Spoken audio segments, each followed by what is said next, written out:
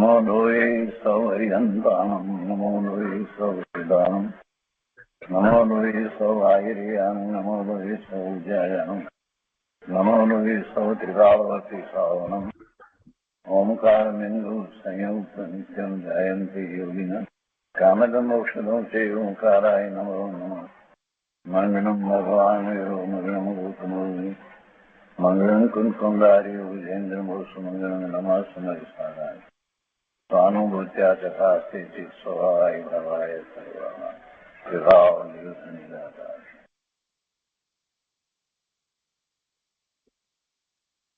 ભગવાન શ્રી ઉમાસ્વામી આચાર્ય વિરચિત મોક્ષ શાસ્ત્ર અર્થાત તત્વાર્થ સૂત્ર અને તત્વાર્થ સૂત્રની સર્વશ્રેષ્ઠ ટીકા સર્વાર્થ સિદ્ધિ પૂજ્યપાદ સ્વામી રચિત તથા રામજીભાઈએ બીજી ટીકાઓનું સંકલન કર્યું છે તે સહિત આપણે તત્વાર્થ સૂત્રનો સ્વાધ્યાય કરી રહ્યા છીએ. તત્વાર્થ સૂત્રના સ્વાધ્યાયમાં અત્યારે 8મા સૂત્રનો વિસ્તારથી આપણે સ્વાધ્યાય કરી રહ્યા છીએ. 8મું સૂત્ર આપણે સંકલનમાંથી કર્યું અને હવે આપણે સર્વાર્થ સિદ્ધિમાંથી 8મા સૂત્રનો વિસ્તાર પૂજ્યપાદ સ્વામીએ જે રીતે કર્યો છે તે કરી રહ્યા છીએ. 8મા સૂત્રમાં મૂળ વાત તો એ બતાવવામાં આવી કે 8 અનુયોગ દ્વારા પદાર્થનું જ્ઞાન થાય છે. એ પહેલા 6 અનુયોગની વાત લીધી હતી, આ બીજા 8 અનુયોગની વાત લીધી. સત, સંખ્યા, ક્ષેત્ર, સ્પર્શન, કાળ, અંતર, ભાવ અને અલ્પબહુત્વ એ 8 અનુયોગ. એ પૈકી આપણે 4નો સ્વાધ્યાય પૂરો કર્યો છે, સત, સંખ્યા, ક્ષેત્ર અને સ્પર્શનનો. હવે આજે આગળ આપણે કાળ અનુયોગ દ્વારા પદાર્થોનું જ્ઞાન થાય છે એ લઈએ છીએ. તો સર્વાર્થ સિદ્ધિમાં પૂજ્યપાદ સ્વામીને જે વિસ્તાર કર્યો છે તે આ રીતે છે. 90મો બોલ છે.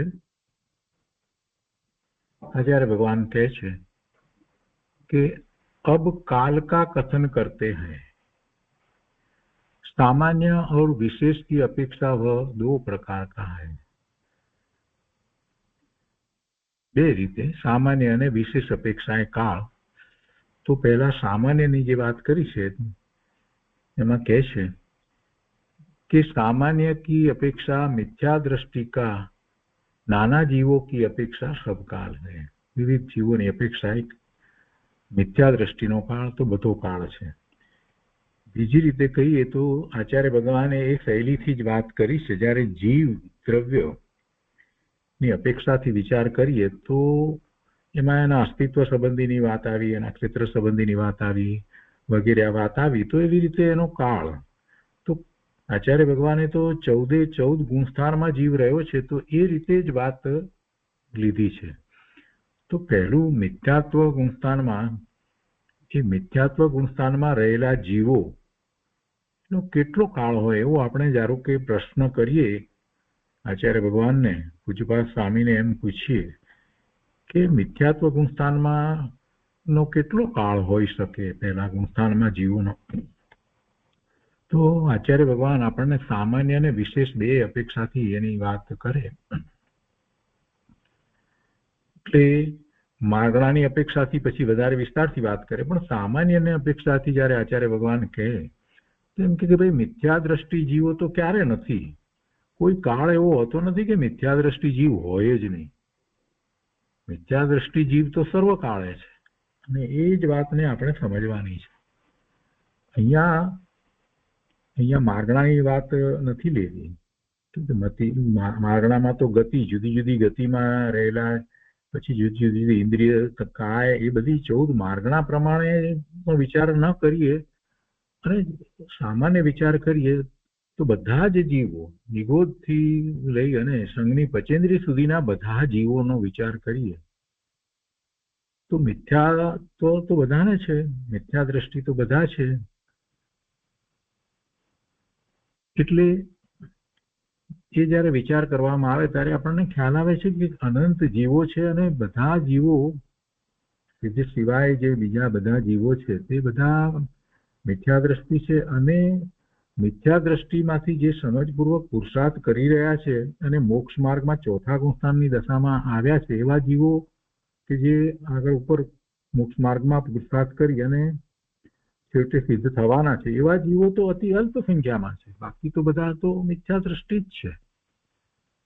એટલે કહે છે કે સામાન્ય की अपेक्षा मिथ्या दृष्टि का नाना जीवों की अपेक्षा सब काल है. નાના એટલે બધા વિવિધ પ્રકારે બધા. એનો અર્થ શું થયો તો કે છે કે અર્થાત મિથ્યા દ્રષ્ટિ જીવ સદા પાયે જાતે હૈ. મિથ્યા દ્રષ્ટિ જીવ હંમેશા હોય જ છે. બધી ગતિનો વિચાર કરીએ અને કાય અપેક્ષાએ કે નિગોદથી માંડીને પચેન્દ્રી સંઘની તરીકેનો વિચાર કરીએ તો આપણને ખ્યાલ આવે કે મિથ્યા દ્રષ્ટિ જીવો તો હંમેશા હોય જ છે.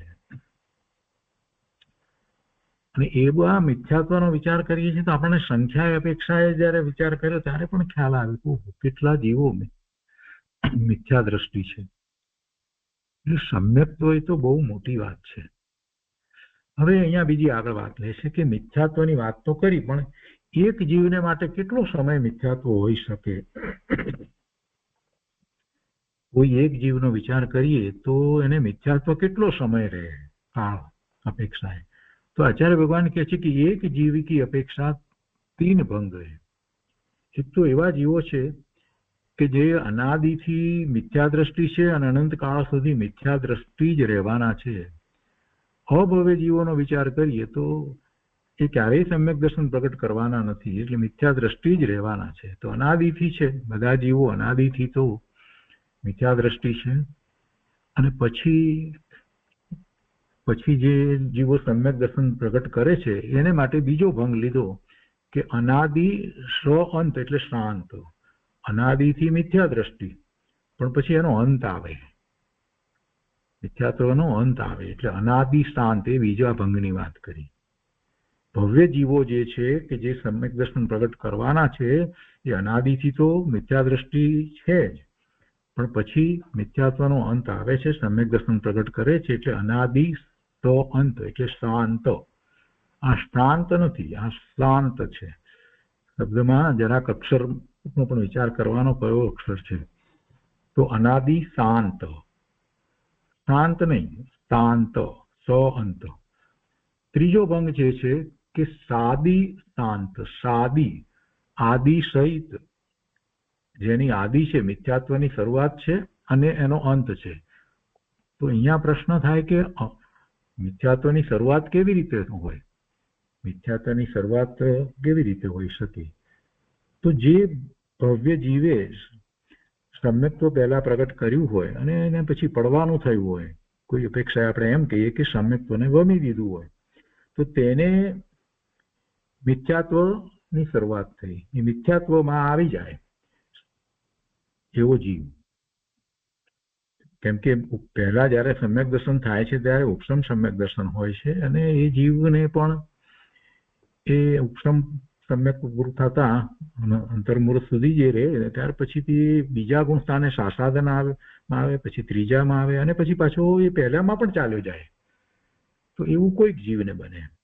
અને એ સિવાય કોઈક જીવ જે પછી સમ્યક દ્રષ્ટિ, જે ઉપસમ પછી ક્ષયોક્ષમિક સમ્યક દ્રષ્ટિ થયા છે, તો એવા સમ્યક દ્રષ્ટિ, ક્ષયોક્ષમ સમ્યક દ્રષ્ટિ વાળા જીવો છે એને પણ અનંતાનુબંધી ક્રોધ, માન, માયા, લોભ અને નો કસ્તાયો. તો એમાં અનંતાનુબંધીની કોઈ ચારમાંથી કોઈ પણ એક ક્રોધ, માન, માયા, લોભ ની પ્રવૃત્તિ એવી થઈ જાય કે એને કારણે એને પડવાનું થાય, અને પડવાનું થાય તો એનું સમ્યક્ત્વ પણ જાય. તો એવો જીવ છે એને પછી મિથ્યાત્વમાં આવી જાય, અને એ મિથ્યા દ્રષ્ટિ જીવને ફરીથી પાછું એ સમ્યક્ત્વ પ્રગટ કરે, એટલે મિથ્યાત્વની શરૂઆત એને કહેવામાં આવી, અને એનો પછી અંત પણ કરે ફરીથી. એટલે સાદી શાંત, મિથ્યાત્વ સાદી શાંત. મિથ્યાત્વની શરૂઆત આ રીતે લેવાય, સમ્યક દ્રષ્ટિ હોય, પડવાનું થયું હોય એને એમ હોય. બાકી તો અનંત કાળથી અનાદિથી જીવ તો મિથ્યા દ્રષ્ટિ જ રહ્યો છે. તો તો આ મિથ્યાત્વ સંબંધીની વાત તો અહીંયા કાળની અપેક્ષાએ કરી, સામાન્યની અપેક્ષાએ. વિશેષની વાત તો પછીથી આપણે લઈશું. પહેલા સાદી અહીંયા જે સામાન્ય અપેક્ષાએ જે વાત કરી છે એ જ મહત્વની છે, એ બહુ સારી રીતે સમજવાની છે. હવે આગળ કહે છે કે ઇનમેं से सादी शांत, એ જ વાતને સમજાવે છે, सादी शांत मिथ्या दृष्टि का जघन्य काल अंतर्मुहूर्त है और उत्कृष्ट काल कुछ कम अर्धपुद्गल परावर्तन है. હવે જે ઉત્કૃષ્ટ કાળ, જે સાદી શાંત, જેને ફરી મિથ્યાત્વમાં આવ્યો અને પછી પાછો, એટલે કે સમ્યક્ત્વમાંથી પડવાનું થયું અને પછી મિથ્યા દ્રષ્ટિ થયો અને પછી પાછો ફરીથી સમ્યક દર્શન પ્રગટ કરે, તો એ મિથ્યાત્વનો જે એનો કાળ છે, જે સમ્યક્ત્વમાંથી પડી અને મિથ્યાત્વનો એનો જે કાળ છે, ફરી પાછો સમ્યક્ત્વ ફરીથી પ્રગટ કરે ત્યાં સુધીનો કાળ વધારેમાં વધારે કેટલો હોય? તો કે ઉત્કૃષ્ટ કાળ તો કુછ કમ અર્ધપુદ્ગલ પરાવર્તન છે.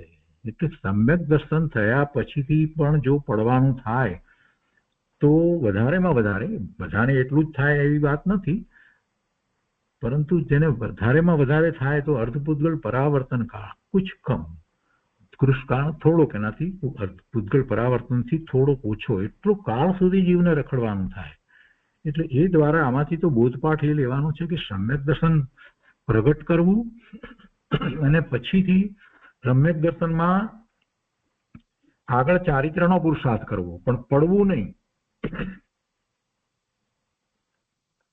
સમ્યક દર્શન પ્રગટ કર્યા પછીથી આગળ ચારિત્રનો પુરુષાર્થ કરવાનો હોય. સમ્યક દર્શનમાંથી પોતે ચલિત થઈ જાય, પડે એમ ન કરવું જોઈએ. અને એવું થશે તો ઘણો કાળ સુધી એને મિથ્યાત્વનો પ્રસંગ રહેશે અને ઘણામાં તો ઉત્કૃષ્ટ તો અર્ધપુદ્ગલ પરાવર્તન સુધી એને રખડવાનું થાય.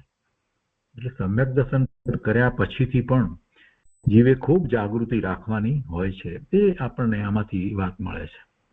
તો એ પહેલા ગુણસ્થાનની વાત થઈ, મિથ્યાત્વની વાત કરી. હવે બીજા ગુણસ્થાનની અપેક્ષાથી અહીંયા વાત કરે છે કે शास्त्रादन सम्यक दृष्टि का नाना जीवों की अपेक्षा है जगन्य काल एक समय है और उत्कृष्ट काल पल्योपम के असंख्यात्मक भाग प्रमाणे.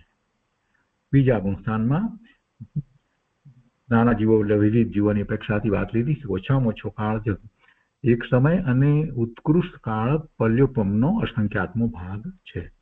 પણ બરાબર છે, એ તો બધાની વાત કરી. પણ એક જીવની અપેક્ષાએ કોઈ એક જીવને બીજું ગુણસ્થાન કેટલો સમય હોય એવો પ્રશ્ન આપણે આચાર્ય ભગવાનને પૂછીએ તો આચાર્ય ભગવાન કહે છે કે એક जीव की अपेक्षा जघन्य काल एक समय है और उत्कृष्ट काल 6 आवली है. उत्कृष्ट काल 6 आवलीનો કહ્યો છે.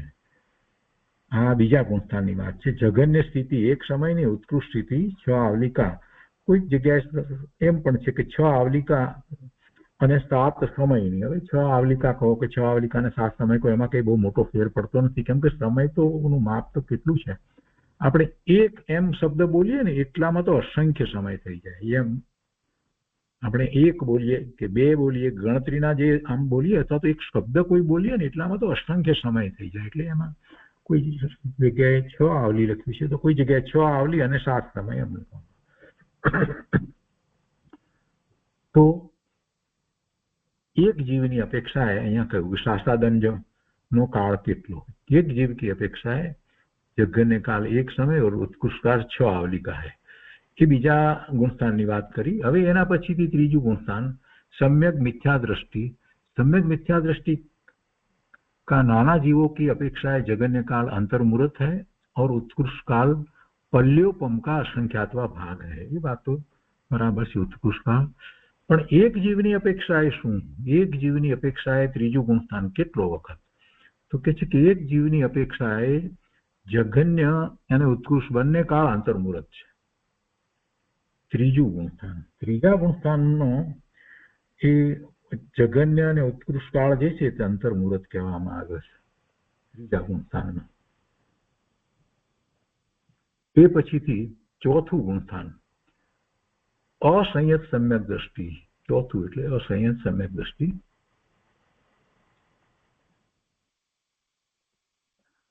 असंयत सम्यक दृष्टि का नाना जीवों की अपेक्षा सब काल है,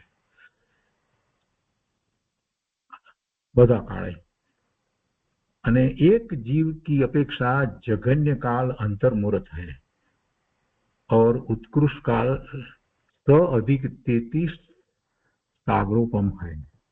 હવે જો ચોથા ગુણસ્થાનમાં પહેલી વાત આપણે સમજવાની છે કે અસંયત સમ્યક દ્રષ્ટિ ચોથું ગુણસ્થાન જે છે એને બધા જીવોની અપેક્ષાનો વિચાર કરીએ છીએ તો આપણે ઘણીવાર એમ કહીએ છીએ કે જગતમાં ચોથું ગુણસ્થાન તો કાયમ રહેવાનું જ છે, કોઈ જીવ ચોથા ગુણસ્થાને હોય જ નહીં એવું બનવાનું જ નથી, કોઈને કોઈ જીવ ચોથા ગુણસ્થાને હોય, જેમ મિથ્યાત્વ ગુણસ્થાનમાં કાયમ રહેવાના જ છે, જીવો હોય જ છે, તો એવી રીતે ચોથા ગુણસ્થાનમાં પણ જીવ હોય છે, એને કોઈ અપેક્ષાએ શાશ્વત ગુણસ્થાન પણ કહેવામાં આવે છે, જેમ 13મા ગુણસ્થાનમાં પણ કહેવામાં આવે છે, કેમ કે 13મું ગુણસ્થાન પણ જગતમાં હોય જ, હરિયન પરમાત્મા ન હોય, તીર્થંકર ભગવાન ન હોય એવો કોઈ કાળ હોતો નથી। મહાવિદ્ય ક્ષેત્રને વિશે હંમેશા તીર્થંકર પરમાત્મા કેવળી પરમાત્મા બિરાજમાન હોય છે, અને એમના સંવત્સરને વિશે બીજા કેટલાક કેવળી ભગવાન પણ બિરાજમાન હોય છે, અન્ય જગ્યાએ પણ કેવળી ભગવાન હોય છે, અને સમ્યક દ્રષ્ટિ પણ હોય જ છે, એટલે ચોથું ગુણસ્થાન જે છે એ જગતમાં હોય જ છે, ચોથું ગુણસ્થાન જગતમાં ન હોય એવું બનતું નથી। અહીંયા ભરત ક્ષેત્રનો વિચાર કરીએ, પંચમ કાળ છે તો પણ અહીંયા ચોથું ગુણસ્થાન તો છે, ચોથું, પાંચમું અને સાતમા છઠ્ઠે મુનિ પણ ત્યારે પણ પાંચમા ગુણસ્થાન પાંચમા કાળમાં આ પંચમ કાળની અંદર ભરત ક્ષેત્રમાં પણ હોય। એ રીતે ઐરાવત ક્ષેત્રને વિશે પણ સમજવાનું, પણ મહાવિદ્ય ક્ષેત્રને વિશે તો 13મું ગુણસ્થાન પણ હોય છે, એટલે ચોથા ગુણસ્થાને તો જીવો હોય જ છે, જગતમાં એવું ક્યારેય બનતું નથી કે 13મા ગુણસ્થાને ચોથા ગુણસ્થાને જીવો ન હોય એવું ક્યારેય બનતું નથી।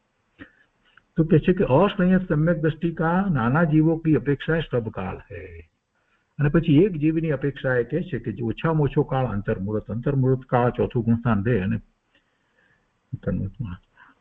અને પછી અંતર્મુહૂર્ત થી પછી એ પાંચમું ગુણસ્થાન પણ પ્રગટ કરી લે કે પછી આગળ વધી અને શ્રેણી પણ ચડે, એ બધું આગળની વાત છે, પણ એક जीव की अपेक्षा जघन्य काल अंतर्मुहूर्त है और उत्कृष्ट काल स अधिक 33 सागरोपम है। હવે એ 33 સાગરોપમ થી વધારે એની જે વાત કરે છે, સ અધિક 33 સાગરોપમ ની જે વાત કરી ચોથા ગુણસ્થાન માટે, એને માટે અહીંયા સ્પષ્ટતા આપી છે પંડિતજીએ, ફૂલચંદજી શાસ્ત્રીએ, कि जो उपस्तम श्रेणी वाला जीव, उपस्तम श्रेणी जे चढ़े छे एवा जीव, उपस्तम श्रेणी चढ़े एटले 8मुं 9मुं 10मुं અને પછી 11મે ગુણસ્થાને જાય ઉપસમ શ્રેણી વાળો જીવ, તો કહે છે કે જો ઉપસમ श्रेणी वाला जीव એ શ્રેણીમાં જે છે તો मरकर एक समय कम 33 सागर की आयु लेकर, 33 सागરમાં एक समय ओछो એટલું આયુષ્ય લઈ અને અનુત્તર વિમાનમાં उत्पन्न થાય છે, અનુત્તર વિમાન में पैदा होता है। પછી એ અનુત્તર વિમાનની અંદર એનો જે 33 સાગરોપમમાં એક સમય ઓછાનો જે સમય એટલું આયુષ્ય જે છે એ પૂરું થાય, ત્યાર પછીથી કે છે કે फिर पूर्व कोटि की आयु वाले 1 करोड़ पूर्व कोटि એટલે 1 करोड़ पूर्व, फिर पूर्व कोटि की आयु वाले मनुष्य में पैदा होकर क्या था, એટલે મહાવિદ્ય ક્ષેત્રમાં પૂર્વ કોટિના આયુષ્ય હોય અત્યારે પણ, અને ભરત ક્ષેત્રમાં પણ એવા આયુષ્ય હતા, ઋષભદેવ ભગવાનના વખતમાં ઋષભદેવ ભગવાનનું 84 લાખ પૂર્વનું આયુષ્ય હતું, તો એવી રીતે એ વખતે પણ હોય, એટલે એવો કાળ એવી જગ્યાએ, तो फिर पूर्व कोटि की आयु वाले मनुष्य में पैदा होकर जीवन भर चौथे गुणस्थान असंयम के साथ जीवन भर असंयम के साथ रहा है। પછી કહે છે શું થાય એનું कि केवल जीवन में अंतर्मुहूर्त काल शेष रहने पर संयम को प्राप्त होकर પછી संयम ने प्राप्त करे। હવે આમાં લખ્યું છે કે જીવન ભર असंयम के साथ रहा है।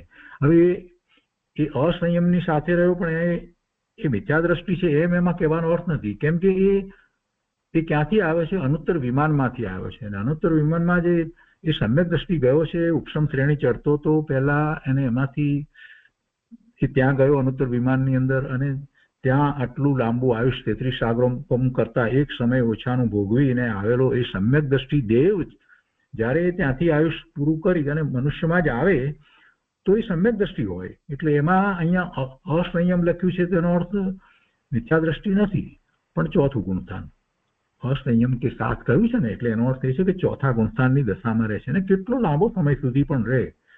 असंयम के साथ रहा है. केवल जीवन में अंतर्मुहूर्त काल शेष रहने पर, હવે જીવનનો અંતર્મુહૂર્ત કાળ બાકી રહ્યો હોય ત્યારે એ સંયમને પ્રાપ્ત કરે, ગુણી દશા પ્રાપ્ત કરી લે અને પછી સિદ્ધ થાય. એટલે એનો કાળ કેટલો થયો? 33 સાગરોપમ કરતા એક સમય ઓછો અને ત્યાર પછીથી તો કરોડ પૂર્વ એમ કે છે ને અહીંયા. फिर पूर्व कोटि आयु वाले मनुष्य में पैदा होकर जीवन भर असंयम के साथ रहा और केवल जीवन में अंतर्मुहूर्त काल शेष रहने पर संयम को प्राप्त होकर सिद्ध होता है. तो एने माटे कहेवाय कि उसके असंयत सम्यक दृष्टि का उत्कृष्ट काल प्राप्त होता है. એને ચોથા ગુણસ્થાનનો ઉત્કૃષ્ટ પ્રાપ્ત હોય છે અને એ ઉત્કૃષ્ટ કાળ કેટલો થયો? તો કે છે કે ય કાલ અંતર્મુહૂર્ત કમ એક પૂર્વ કોટી અધિક. એક પૂર્વ કોટી અધિકમાં અંતર્મુહૂર્ત ઓછો, એક સમય કમ 33 સાગર અને 33 સાગરમાં એક સમય ઓછો વત્તા એક પૂર્વમાં અંતર્મુહૂર્ત ઓછો, એટલો કાળ હોય છે. એટલે 33 સાગરોપમ કરતા વધારે એટલો એનો કાળ હોય છે. ચોથા ગુણસ્થાનનો કાળ અહીંયા બતાવવામાં આવ્યો છે. કેમ કે દેવમાં જાય ત્યારે એનું ભલે ને ઉપસમ શ્રેણી ચડતો હોય, ત્યાંથી આયુષ પૂરું થયું અને એ દેવમાં ગયો, અનુત્તર વિમાનમાં ગયો તોય ત્યાં ગુણસ્થાન તો ચોથું જ રહેવાનું. દેવલોકમાં કઈ પાંચમું ગુણસ્થાન આવતું નથી અને ત્યાંથી નિયમથી એ મનુષ્ય થાય છે તો સમ્યક દ્રષ્ટિ થાય છે. અને પછી એ છેલ્લા અંતર્મુહૂર્ત કાળ બાકી રહે ત્યારે જે સંયમ અંગીકાર કરે તેનો કેટલો બધો કાળ થાય. તો આ રીતે એટલો સમય હોઈ શકે એમ શક્યતાની અપેક્ષાથી વાત કરવામાં આવી.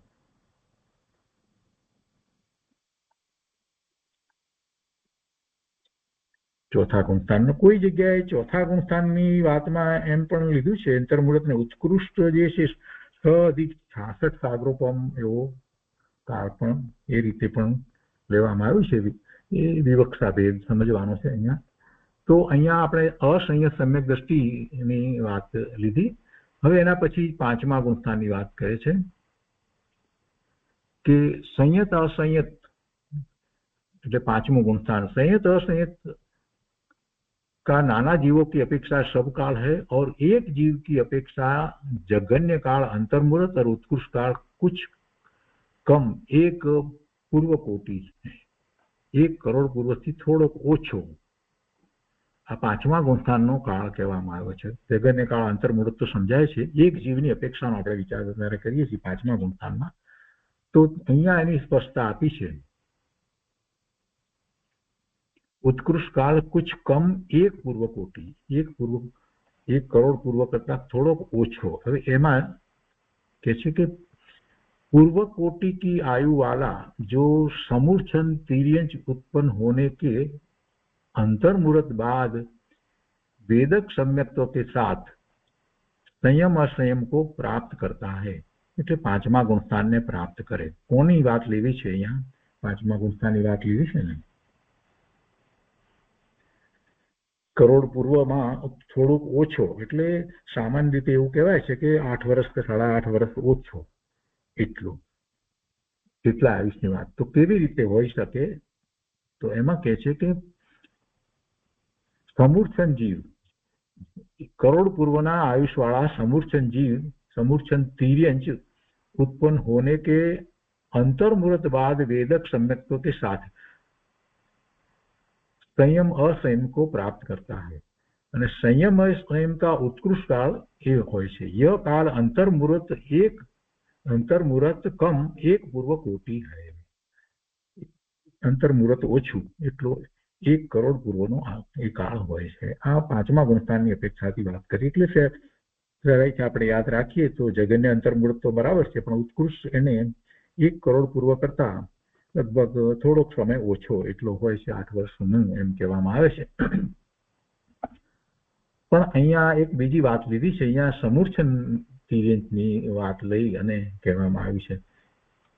મનુષ્યની અપેક્ષાની બદલે તિર્યંકની અપેક્ષાથી આ વાત લીધી છે. पूर्वकोटि आयु वाला जो समूर्छन तिर्यंच उत्पन्न होने के अंतर्मुहूर्त बाद वेदक सम्यक्त्व के साथ वेदक सम्यक्त्व એટલે ક્ષોભ સમિક सम्यक्त्व સાથે पांचवा गुण स्थान संयम और संयम को प्राप्त करता है. संयम और संयम का उत्कृष्ट काल होता है.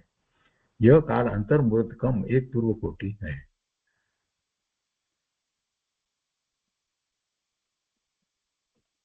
હવે એ પછીથી પાંચમા ગુણસ્થાન પછીથી અહીંયા વાત કરે છે. છઠ્ઠા ગુણસ્થાનની વાત કરે છે. અહીંયા છઠ્ઠું ગુણસ્થાન પ્રમત સંયત એટલે छठू गुणस्थान और अप्रमत संयत छठू और सातमू का नाना जीवों की अपेक्षा सब काल है और एक जीव की अपेक्षा जघन्य काल एक समय. जो अहींया पण विचार करवामां आवे प्रमत संयत अने अप्रमत संयत नाना जीवों की अपेक्षा सब काल कह्युं એટલે એનો અર્થ કે જગતમાં છઠ્ઠું સાતમું ગુણસ્થાન એ મુનિ તો હોય જ છે. મહાવિદ્ય ક્ષેત્રની અંદર ક્યારે એવું હોય નહીં કે મુનિ ન હોય, એવું તો બને નહીં. ભગવાન છે તો મુનિ પણ છે, એટલે એ ગુણસ્થાન પણ હોય છે. હા, એમ કહેવાય કે જીવો સાતમાની દશામાં અમુક વખતે હોય, પછી છઠ્ઠામાં હોય, અંતર્મુહૂર્તમાં એ સાતમા છઠ્ઠા ગુણસ્થાનમાં એ લોકો સ્પષ્ટ કરતા હોય છે. એ વાત બરાબર છે, પણ એ મુનિ દશા તો હોય જ છે. મુનિ દશા જગતમાં ન હોય એવો તો કોઈ કાળ હોતો જ નથી. એટલે प्रमत संयत और अप्रमत संयत का नाना जीव की अपेक्षा सब काल है, બધો જ કાળ હોય છે. और एक जीव की अपेक्षा जघन्य काल एक समय और उत्कृष्ट काल अंतर्मुहूर्त હોય. એક જીવની અપેક્ષા है કેમ કે એનો એ પછીથી એ એવી એક અંતર્મુહૂર્તમાં જ એ જીવ શ્રેણી ચડીને કેવળ જ્ઞાન પણ પ્રગટ કરી લે. એટલે સાતમાથી આગળ ચાલ્યો પણ જાય ને, એ અપેક્ષાથી જોઈએ તો અંતર્મુહૂર્ત કાળ સુધી જ હોય. સાતમું ગુણસ્થાન આવ્યા પછીથી છઠ્ઠે આવીને પાછો સાતમેથી શ્રેણી ચડી જાય તો એને એ રીતે હોઈ શકે. હવે એના પછીથી ઉપસમ શ્રેણી જે ચડે છે એને માટે કહે છે કે ચારો ઉપસમો કા એટલે આઠમું, નવમું, 10મું અને 11મું नाना जीव और एक जीव की अपेक्षा जघन्य काल एक समय है और उत्कृष्ट काल अंतर्मुहूर्त है. અને ચારો ક્ષપક और અયોગ કેવડી ચાર ક્ષપક એટલે 8મું, 9મું, 10મું અને 12મું અને અયોગ કેવડી એટલે 14મું ગુણસ્થાન. એનામાં નાના जीव और एक जीव की अपेक्षा जघन्य और उत्कृष्ट काल अंतर्मुहूर्त है. શ્રેણી ચડે છે ને એ અપેક્ષાથી જઘન્ય અને ઉત્કૃષ્ટ કાળ અંતર્મુહૂર્ત બંને એ રીતે લેવામાં આવ્યા છે. કેમ કે શ્રેણી ચડે એટલે અંતર્મુહૂર્તથી વધારે સમય તો લાગે નહીં. ક્ષપક શ્રેણી ચડે કે ઉપસમ શ્રેણી ચડે. અને અયોગ કેવડી છે એટલે 14મું ગુણસ્થાન છે. તો 14મું ગુણસ્થાનનો તો સમય આપણે જાણીએ છીએ કે અષ્ટો અક્ષર બોલીએ એટલો જ સમય છે. એટલે એમાં જઘન્ય અને ઉત્કૃષ્ટ સમય અંતર્મુહૂર્ત છે. હવે એ પછી કહે છે કે सहयोग केवलियों का नाना जीवों की अपेक्षा सब काल है. सहयोग 13મું ગુણસ્થાન. 13મા ગુણસ્થાને હંમેશા જીવ હોય જ છે. 13મા ગુણસ્થાને હોય જ છે. ઓછામાં ઓછા 20 તીર્થંકર ભગવાન અને હજારો કેવળી પરમાત્મા મહાવિદ્ય ક્ષેત્રને વિશે વિરાજમાન હોય જ છે. જીવોને એનો કેમ સ્વીકાર નથી? શાસ્ત્રનો અભ્યાસ કરે છે પણ એમ સ્વીકારતા નથી કે અત્યારે વર્તમાનમાં મહાવિદ્ય ક્ષેત્રને વિશે 20 તીર્થંકર ભગવાન વિરાજમાન છે. 5 મહાવિદ્ય છે અને એમાં કુલ અત્યારે આ 20 તો ઓછામાં ઓછા છે. 20 તીર્થંકર ભગવાન તો ઓછામાં ઓછા છે.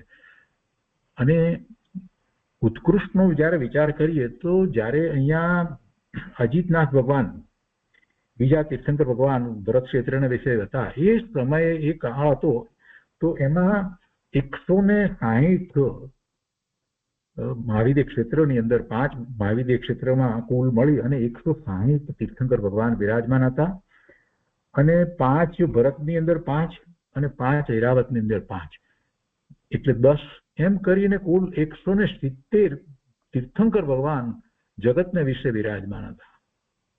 અજીતનાથ ભગવાનના વખતની અંદર એવો ઉત્કૃષ્ટ કાળ હતો કે જે વખતે 170 તીર્થંકર ભગવાન બિરાજમાન હતા. અને હવે બીજી રીતે વિચાર કરીએ કે એક તીર્થંકર ભગવાન બિરાજમાન હોય તો એમના સમોસરણની અંદર બીજા કેટલા કેવળી ભગવાન બિરાજમાન હોય, એમને કેવળ જ્ઞાન થયું છે એવા પણ કેટલા બધા હોય. અને મુનિ ગણધર આચાર્ય અને મુનિ આ બધા હાર્જિકાજી આ બધા કેટલા બધા પ્રમાણમાં હોય. અને એ કાળની અંદર પછી એવો કાળ હોય ત્યારે જગતમાં જૈન દર્શન સિવાય બીજું શું હોય, બીજું કાંઈ જ ના હોય, એ જ હોય. ત્યારે એવો કાળ ઉત્કૃષ્ટ કાળ કહેવાય. तो ये बात लिखी है यहाँ कि संयोग केवलियों का 13वां गुणस्थान का नाना जीवों की अपेक्षा सब काल है, બધો જ કાળ છે. एक जीव की अपेक्षा जगन्य काल अंतर्मुहूर्त है और उत्कृष्ट काल कुछ कम 1 कोटि पूर्व है.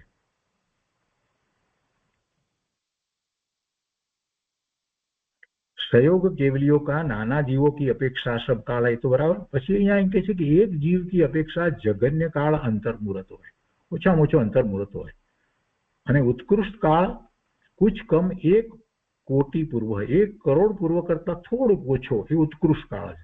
અત્યારે સિમંદર પ્રભુનું આપણે કહીએ છીએ, બીજા પણ ત્યાં તીર્થંકર ભગવાન 20 તીર્થંકર ભગવાન છે, તો બધા તીર્થંકર ભગવાનમાં બધાના એ રીતે કાળ જોઈએ તો કરોડ પૂર્વથી થોડાક ઓછા એવા કાળ તીર્થંકર ભગવાનના હોય છે. તીર્થંકર ભગવાનનું આયુષ ક્યારેય ઓછું હોય નહીં. તીર્થંકર ભગવાનનો વિચાર કરીએ તો સામાન્ય કેવળી ભગવાનમાં અને તીર્થંકર ભગવાનમાં આયુષ અપેક્ષાએ જો વિચાર કરીએ તો તીર્થંકર ભગવાનનું આયુષ તો એટલું હોય કે જેથી કરી અને એમની દિવ્ય ધ્વનિ દ્વારા જગતના જીવોનું કલ્યાણ થાય. બીજા સામાન્ય કેવળી જે છે એમના આયુષ ઓછા હોય, એમના આયુષનો અપેક્ષા વિચાર કરીએ તો ઘણું ઓછું આયુષ એમને હોઈ શકે. અને ઘણા ઓછા આયુષ હોય એમાં એ જે કેવળી સમુદ્ઘાત વગેરે કરતા હોય, પણ તીર્થંકર પરમાત્મા એમનું આયુષ તો ઘણું હોય જેથી જીવોનું કલ્યાણ થાય. એટલે એ બધી વાતનો આપણને આમાંથી ખ્યાલ આવે છે. તો આ વાત સામાન્ય અપેક્ષાએ કરવામાં આવી. હવે આપણે વિશેષ અપેક્ષાએ લઈએ છીએ અહીંયાથી.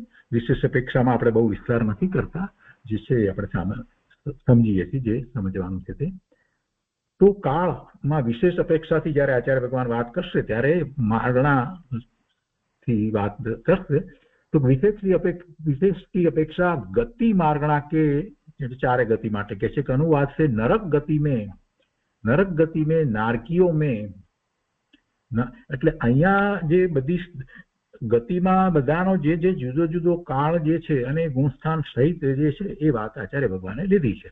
એટલે नरक गति में नारकीओं में 7 पृथ्वी એટલે 7 नरकમાં में पहली मिथ्या दृष्टि की बात करे छे. तो मिथ्या दृष्टि का नाना जीवों की अपेक्षा सब काल है અને एक जीव की अपेक्षा जगन्य काल अंतर्मुहूर्त है. एक जीव की अपेक्षा जगन्य काल अंतर्मुहूर्त है और उत्कृष्ट काल क्रमशः 1, 3, 7, 10, 17, 22 और 23 सागरोपम है. હવે અહીંયા જરાક સમજવાનું છે કે એક જીવની અપેક્ષાએ જગન્ય કાળ અંતર્મુહૂર્ત है. જગન્ય કાળ અંતર્મુહૂર્ત કહેવામાં આવ્યો છે મિથ્યા દ્રષ્ટિનો. એટલે એનો અર્થ શું થાય કે ત્યાંથી એ નીકળી જતો હશે. આપણને કોઈને એમ પહેલી દ્રષ્ટિએ કેમ થાય કે આપણે એક વખત તો એવું કહેતા હતા કે પહેલી નરકમાં પણ ઓછામાં ઓછું 10,000 વર્ષનું આયુષ એવી વાત કરતા હતા. અહીંયા તો આ અંતર્મુહૂર્તની કેમ વાત કરી? પણ એમાં સમજવાનું છે કે અહીંયા તો મિથ્યા દ્રષ્ટિની અપેક્ષાથી વાત કરી છે. એ અંતર્મુહૂર્તનો એનો કાળ પછીથી એને સમ્યક દર્શન પ્રગટ થઈ જાય તો અંતર્મુહૂર્ત જ રહે ને. એમ વિચાર કરીએ તો આપણને ખ્યાલ આવે કે હા બરાબર આયુષ્યનું ત્યાં હોય એટલું પણ એને સમ્યક દર્શન પણ થઈ શકે ને. પહેલી નરકમાં રહ્યો હોય અને 7 નરકમાં સમ્યક દર્શન તો થઈ શકે છે. તો એ ઉપરથી આપણને ખ્યાલ આવે છે કે નરકમાં પણ જીવો સમ્યક દર્શન પ્રગટ કરે છે. ને ઉત્કૃષ્ટ કાળ કે છે પહેલી આ 7 નરકને માટે એની વાત કરે છે કે એક જીવ की अपेक्षा है जगन्य काल अंतर्मुहूर्त है और उत्कृष्ट काल क्रमशः એટલે 1 થી 7 સુધીમાં 1, 3, 7, 10, 17, 22 और 23 सागरोपम है. पहली नरक में 1, बीजी नरक में 3, तीजी नरक में 7, चौथी नरक में 10, पांचमी नरक में 17 એટલે 17 અને छठी नरक में 22 અને सातमी नरक में 33 सागरोपम होय। હવે બીજા ગુણસ્થાનને માટે કહે છે કે સાસાદન सम्यक दृष्टि और सम्यक मिथ्या दृष्टि बीजू ने त्रीजू गुणस्थान का काल ओग के समान है એટલે જે સામાન્ય રીતે હોય છે તે રીતે असंयत सम्यक दृष्टि चौथा गुणस्थान का नाना जीवों की अपेक्षा स्तब काल है और एक जीव की अपेक्षा जघन्य काल अंतर्मुहूर्त है और उत्कृष्ट काल कुछ कम अपनी अपनी उत्कृष्ट स्थिति प्रमाण है। एनी जेटली स्थिति होय एमांथी थोड़ो ओछो एटलो केम के सम्यक दर्शन पछी थयुं होय प्रगट ए अपेक्षाथी એટલે एक जीवनी अपेक्षाए जघन्य काल अंतर्मुहूर्त सम्यक दृष्टिनी वात छे। अहींया असंयत सम्यक दृष्टि चौथुं गुणस्थान नो नाना जीवों की अपेक्षाए सबकाल है અને एक जीवनी अपेक्षाए चौथुं गुणस्थान में ओछामां ओछुं अंतर्मुहूर्त અને उत्कृष्ट काल कुछ कम अपनी अपनी उत्कृष्ट स्थिति प्रमाण है जेटलो समय एने त्यां रहेवानो थाय ए प्रमाणे छे। एना पछी तिर्यंज गतिने विषय छे। तिर्यंज गति में मिथ्या दृष्टि तिर्यंजों का तिर्यंज गति में पहलू मिथ्या दृष्टि नु लेवानुं तो तिर्यंज गति में मिथ्या दृष्टि तिर्यंजों का नाना जीवों की अपेक्षा सबकाल है और एक जीव की अपेक्षा जघन्य काल अंतर्मुहूर्त है और उत्कृष्ट काल अनंत काल है। એટલે तिर्यंजनी अंदर पण मिथ्या दृष्टि तो कायम मिथ्या दृष्टि होय ज एमां पण मिथ्या दृष्टि न होय एवो तो कोई प्रश्न ज नथी एमां होय ज कोईकने ज सम्यक दर्शन तो होय। એટલે एक जीव तिर्यंजनी वात लीधी छे तिर्यंज जीव की अपेक्षा जघन्य काल अंतर्मुहूर्त है और उत्कृष्ट अनंत काल है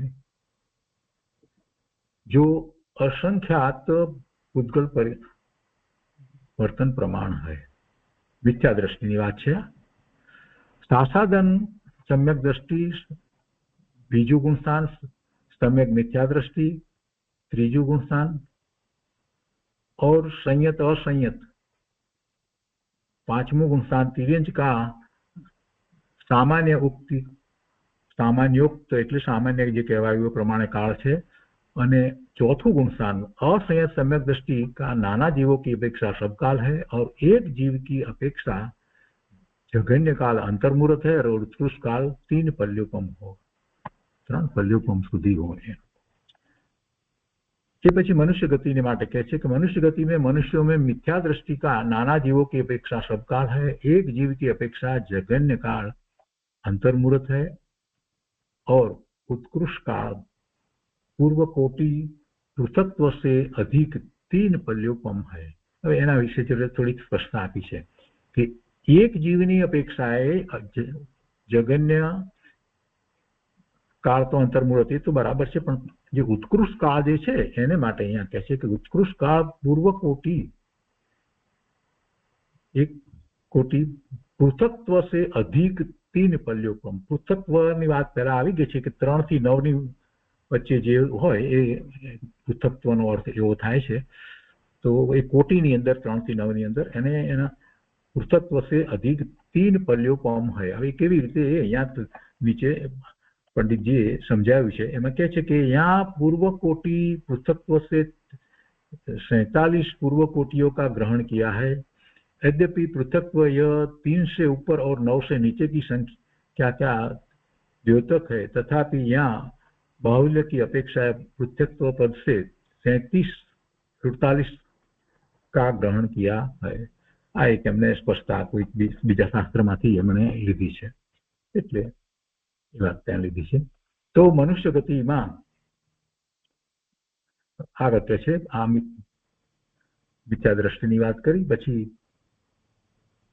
सासादन सम्यक दृष्टि का नाना बीजू गुणस्थान सासादन सम्यक दृष्टि का नाना जीवों की अपेक्षा जघन्य काल एक समय है और उत्कृष्ट काल अंतर्मुहूर्त है। एक जीव की अपेक्षा जघन्य काल एक समय है और उत्कृष्ट काल 6 आवली है।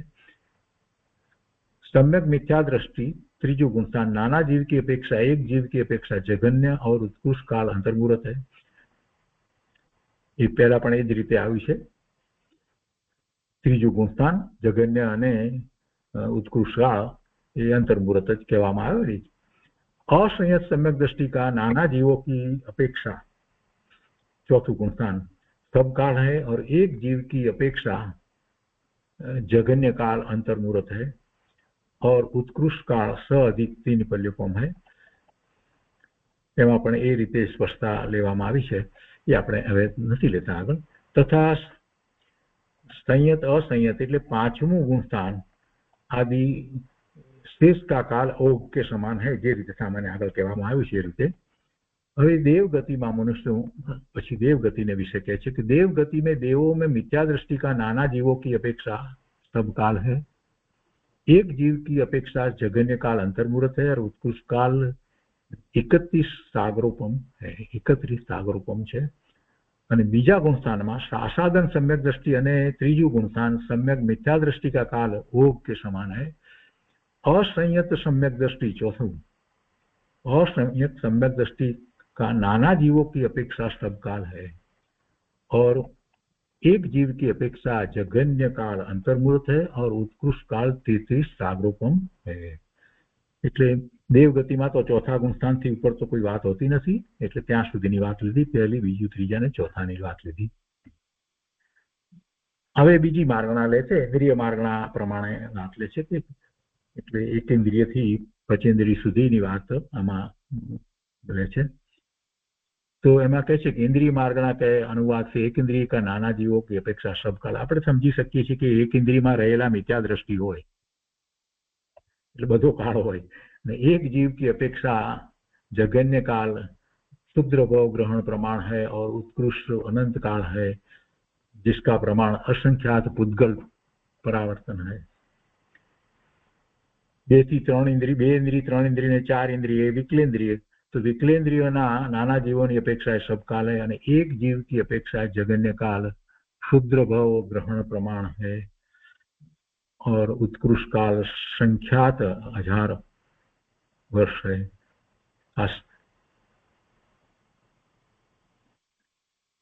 आ विकलेन्द्रिय એટલે બે ત્રણ ઇન્દ્રિય અને ચાર ઇન્દ્રિય વાળાને માટે અહીંયા એ વાત લીધી છે। તેમાં કહે છે કે એક જીવની અપેક્ષાએ જઘન્ય કાળ શુદ્ર ગ્રહણ પ્રમાણ है और उत्कृष्ट काल संख्यात 1000 वर्ष है।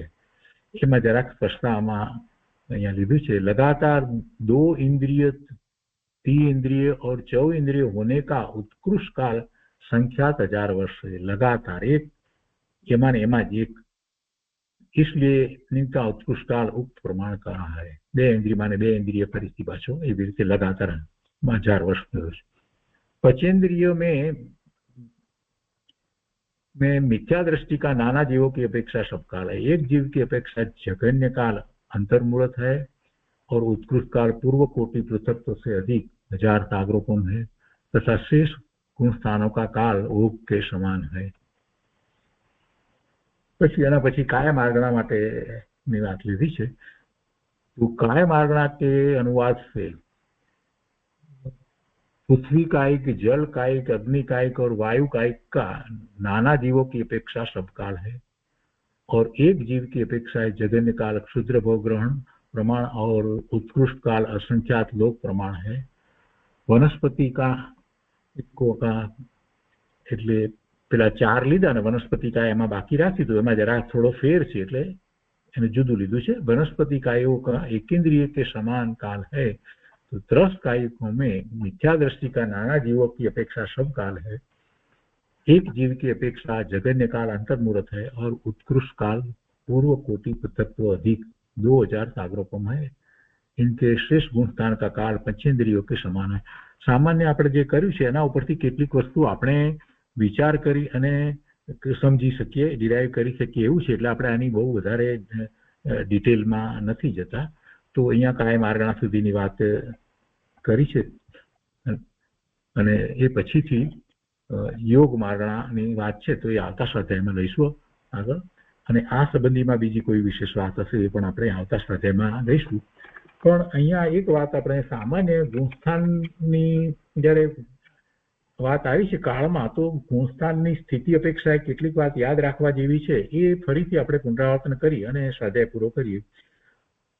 તો પહેલું ગુણસ્થાન મિથ્યાત્વ જે છે, તો એ અનાદિ, એમાં 3 ભાગ પડે, એ વાત બરાબર યાદ રાખવા જેવી છે. અનાદિ અનંત હોય, પછી અનાદિ અંત હોય. અનાદિ અનંત અભવ્ય જીવો માટે, અનાદિ અંત એટલે જે ભવ્ય જીવ એને સમ્યક્ત્વ પ્રકટ કરે છે, એટલે એ રીતે મિથ્યાત્વ એનું જાય છે. અને પછી સાદી શાંત એટલે જે એને એક વખત સમ્યક દર્શન થયું છે, પછી એને વમી ગયું સમ્યક દર્શન, એટલે મિથ્યા દ્રષ્ટિ થયો, એટલે સાદી મિથ્યા દ્રષ્ટિ થયો, અને પછી પાછો એ મિથ્યાત્વનો અંત કરે છે, એટલે સાદી શાંત. એમ 3 ભાગ એમાં પડી શકે છે. એમાં આપણે મારણાને સાથે નથી લેતા, તો એ સામાન્ય રીતે આ વાત યાદ રાખવા જેવી છે. 3 રીતે એનો કાળ હોય.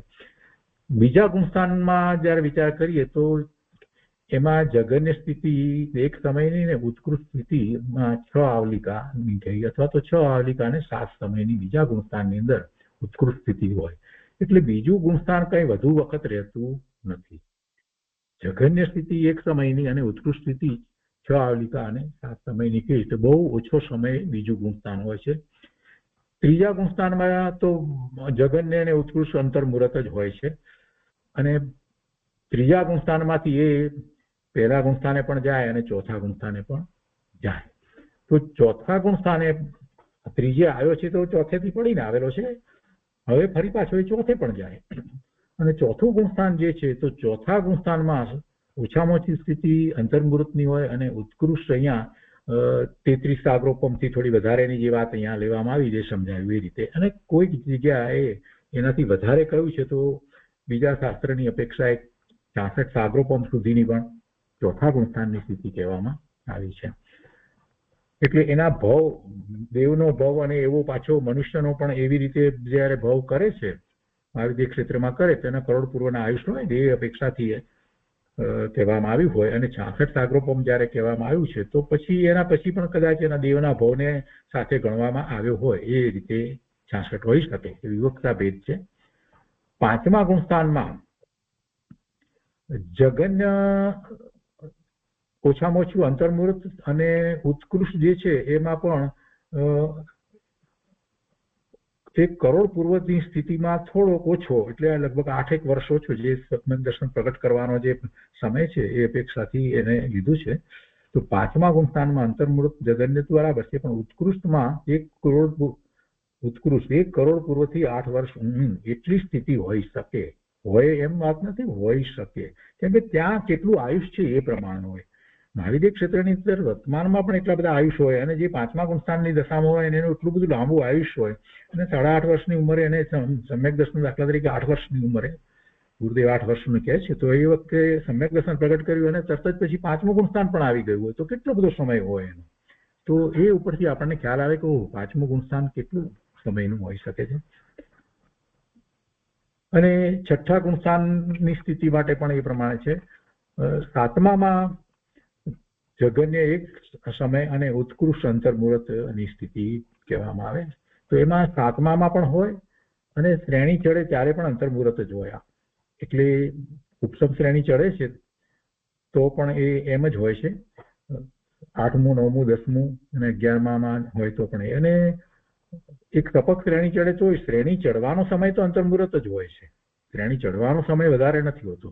પછી એ 11મે જાય કે 12મે જાય, તપક શ્રેણી ચડીને 12મે ગુણસ્થાને જાય, તો એ શ્રેણી ચડવાનો સમય જે છે એ 8મું 9મું 10મું અને પછી 12મે જાય છે, તો એ 8મા 9મા 10માનો એ અંતર્મુહૂર્તનો જ સમય હોય છે. પણ અને 11મા ગુણસ્થાને અંતર્મુહૂર્તની સ્થિતિ રહે, અને પછી તો એને પાછા ફરવાનું થાય છે, પડવાનું થાય છે. પછી પાછો એ 7મે અને 7મેથી પછી 6ઠે આવી જાય, એ રીતે બધું હોય. પણ 12મે ગુણસ્થાને જે ગયો છે એ તો હવે પાછો પડવાનો નથી, એ તો ક્ષીણ મોહ ગુણસ્થાન છે, ત્યાંથી તો પછી 13મે જવાનો છે. તો 12મા ગુણસ્થાને એને બીજું શુક્લ ધ્યાન પ્રગટ થાય છે, તો ત્યાં એને બીજું શુક્લ ધ્યાન પ્રગટ થાય છે, તો ત્યાં એને અંતર્મુહૂર્ત સ્થિતિ હોય છે.